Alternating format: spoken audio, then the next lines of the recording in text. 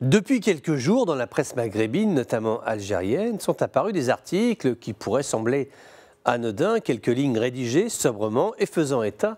de recrutement d'infirmiers, de personnel soignant originaires de nos régions et qui sont appelés à quitter leur terre natale pour aller tenter l'aventure en Amérique du Nord. Formidable, serait-on tenté de dire. Or, souvenons-nous, c'était il y a de cela quelques mois, un syndicat professionnel en Algérie s'alarmait de la fuite des personnels médicaux algériens à l'étranger. L'estimation évaluait à une cinquantaine de demandes de visa déposées chaque semaine par des médecins algériens qui veulent quitter leur pays pour aller vivre correctement autre part. Autant on peut comprendre la démarche canadienne qui a besoin de personnel pour faire tourner ses infrastructures médicales, autant il est important de rappeler que le Maghreb a aussi besoin de ces personnels, nous pourrions dire, a surtout besoin de ces personnels. Ces pays occidentaux ne peuvent pas venir nous faire la morale dans les grandes instances internationales, hypothéquant leur prêt sur des conseils avisés, faites ceci, faites cela, alors que ces mêmes États, supposément riches, sont incapables de former leur propre génération de médecins et d'infirmiers. Qui plus est, en situation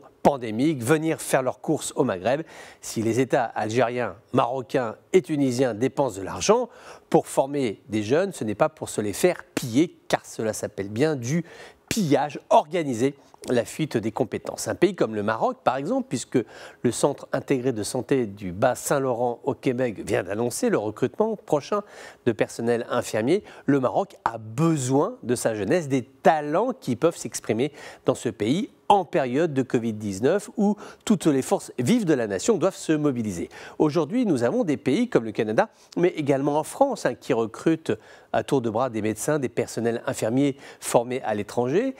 qui font payer au Maghreb en fait leur incapacité à former leur propre personnel hospitalier. On sait bien qu'au Québec c'est difficile, qu'il faut des mois pour obtenir un rendez-vous chez un médecin spécialiste, trouver une infirmière qui fasse des kilomètres en voiture, souvent dans le froid, la neige, pour administrer une piqûre, on comprend. Mais il y a quelque chose de presque indécent dans ces campagnes de recrutement en période de tension sanitaire, alors que nos économies sont autrement moins solides que les leurs. L'effort pour la formation des personnels soignants, ça coûte tellement cher, c'est tellement difficile à mettre en place dans nos pays. On peut dire quand même que la démarche canadienne est sur ce point-ci est vraiment, on va dire, très maladroite.